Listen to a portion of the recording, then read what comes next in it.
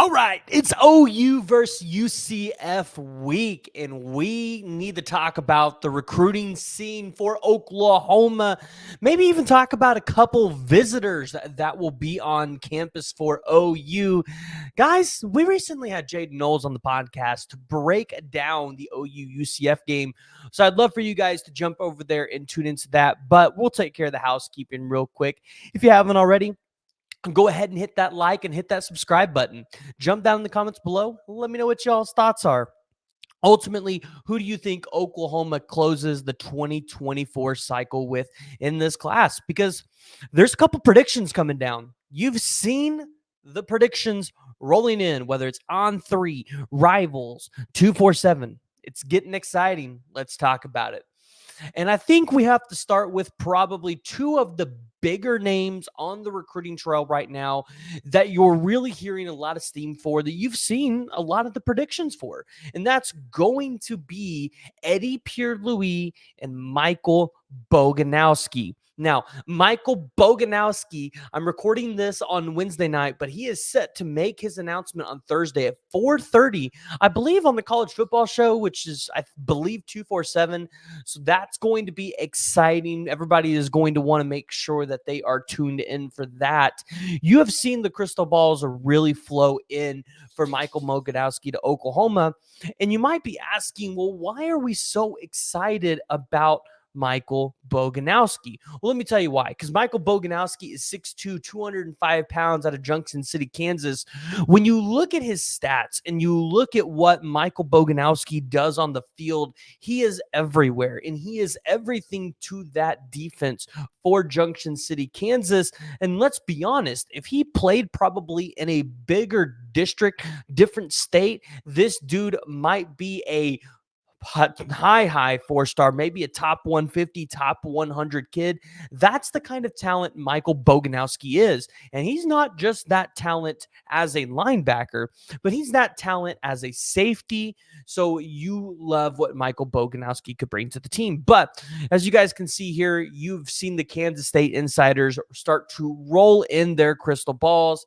That was one of the schools that you were really fighting Michael Boganowski down, really down to the last minute. He had his Final Four down between Oklahoma, Kansas, and K-State and Florida State, but really your main competition there was K-State. Now, we got to talk about this guy right here, Pier, Louie. Yes, we've talked about him a couple times, and we have talked about how, hey, you know what? This is a battle that's really been coming down between UCF and Oklahoma. You've seen a crystal ball in from a UCF insider, Stephen Leonard, since June 18th of 2023, where there was some rumblings that maybe he had a silent commitment in with the staff. And so a lot of people believed, hey, UCF had this in the battle. But as you know, Bill Beaton, Bo, Jeff Lebby, and the staff, they do not give up, because we've talked about it. Pier, Louie, he is a multi-sport athlete. He is a guy that everybody wants. And right now, you're starting to see it with this prediction specifically right here. People are stats padding. Brian Munson, the Nebraska insider, putting in a crystal ball for Pier. You have John Garcia Jr., a national recruiting analyst. I would believe he actually has some insight to what's going on there. But additionally, we got to talk about Grant Bricks, because this is one where OU fans have really been waiting for this recruitment to come down. They've really been waiting for this decision to be made, because we thought it was going to be made a while ago. And recently, you started to see predictions come in. You saw Josh McQuestion over at On3 put in his prediction. You saw a Rivals future cast from Greg Smith, the Nebraska insider, go in. You saw Brandon Drum over at Rivals finally submit a future cast. That one was a little odd. Why didn't that one come a little sooner? Because, he works a lot with Parker Thune, and, those Parker Thune's really been tuned in to this recruitment for Grant Bricks. So you finally saw that crystal ball come, or future cast, whatever you guys want to call it, come in. So you kind of feel really good about where things are trending with Grant Briggs because, well, if the colleague to the guy that has been going out there and really been following this recruitment puts in a future cast, I mean, obviously there's probably been some conversation between the two that, hey, this kid's probably going to end up sooner. Now, when is it going to happen? I think that's the question to remain. That's the $1 million question. I would imagine that this probably is going to get wrapped up within the month. Yeah, I don't see this lasting into November, especially with all these predictions you see flowing in. And then additionally, we got to talk about Marcus James, the 2025 athlete out of Carl Albert High School here in Oklahoma at 6'3", 210 pounds. Marcus James is 247, doesn't have him ranked as a 3-star, but Rivals and On3 have him ranked as a 3-star. When you look at Marcus James' top 5, which he just recently dropped, Oklahoma, A&M, Utah, Arkansas, TCU. Now, I know OU fans might see the Texas A&M in there, and they might get some PTSD because, well, that's just what A&M does to Oklahoma and Oklahoma fans. I'm going to tell you guys, obviously, you know where he goes to high school. Carl Albert, teammates with the 2025 quarterback commit for Oklahoma, Kevin Sperry, a guy that, Kevin Sperry's at a lot of OU games. You'd imagine Marcus James has been to quite a few with him. You'd imagine a lot of these Carl Albert athletes are being recruited heavily by Kevin Sperry. You feel good where Oklahoma's sitting at in this recruitment. We're working on trying to get Marcus James on. It'll probably be after his commitment, but we'll get him on for an interview and we'll kind of break that down a little bit and talk about what this recruiting process was like. But Oklahoma, Texas A&M, Utah, Arkansas, TCU. This decision will be made and announced on November 2nd at 6:30 at the Carl Albert Fieldhouse is what I believe they call it. So you guys will be excited to see that one launch. Add another one to Oklahoma's loaded 2025 class already. Carl Albert has talent there. Now, we got to talk about a recruit that is going to be in town this week for the University of Oklahoma during the UCF game. You haven't really seen any crystal balls come in prediction of Oklahoma. You really haven't even seen any crystal balls be flipped since his decommitment from Michigan State. As you can see, Steve Wiltfong and these guys, they still have their crystal balls in favor. Now, I will say this Jeff Erman still has his crystal ball in favor of Ohio State, and he hasn't wavered. So maybe he knows something everybody else doesn't know.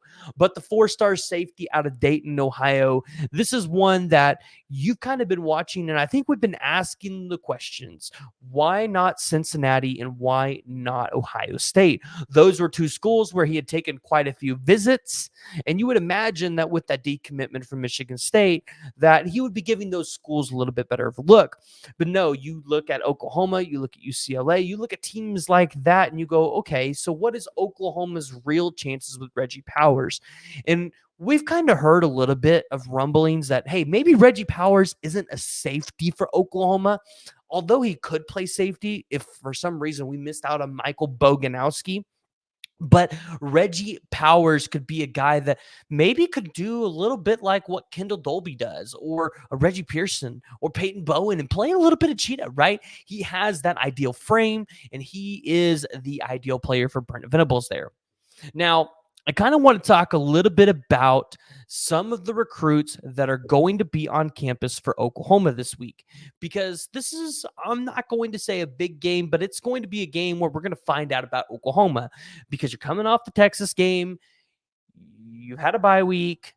We need to find out exactly how Oklahoma's going to overcome some injuries, because you've lost Andrell Anthony for the season. You've lost McCade Matauer for a little bit. So you want to see what Oklahoma has got. Additionally, you want to see if they found a running game. Well, Oklahoma's got several visitors on campus, like Pier, Louie. You got Reggie Powers. I would imagine you're going to have Xavier Robinson, because I've seen him on campus, I think, for almost every game. Listen, if you get the commitment from Michael Boganowski, does he actually show up for this one? I don't know. We'll have to see. Andy Bass, Josh Sosa, Bergen Kaisar, Michael Patterson, McDonald. I believe Michael told me he'd be there for every single game this season. So he's one you kind of just chalk in. Kevin Sperry, right? Although I haven't been able to confirm it, I don't talk to the Sperrys. I would imagine Kevin Sperry is going to be at this game because you're going to have the 5-star offensive lineman Michael Fasusi at this game as well. You'll have Trene Washington, the 4-star athlete. You'll have the 4-star tight end Chase Lofton from Nebraska coming down to Oklahoma. Listen, this is one that, remember, we talked about him after the BV camp. You guys want to keep an eye on this one. I know there's some 2026 and 2027 recruits. I don't have them on my list yet, but I'm working on getting their names in to the list. So we'll give a final updated list when we run through our final preview for the week. But then additionally, I would expect that you would probably see Elijah Thomas. That's a guy that we've seen quite a few times. I would expect Michael Hawkins would probably try to make it up. If Michael Fasusi's making up, it wouldn't shock me to see Jaden Hardy here. Additionally, it wouldn't shock me to see Marcus James show up either. So, although some of these names are not confirmed, just know that, hey, this is going to be a big recruiting weekend for Oklahoma. It's going to be probably the last game where you have really nice weather. So I'm sure they're going to want to get a nice list of recruits out. I think where everybody's going to be watching to see, hey, does a Bryant Westcoat show up? Does a Williams Winery show up to hear?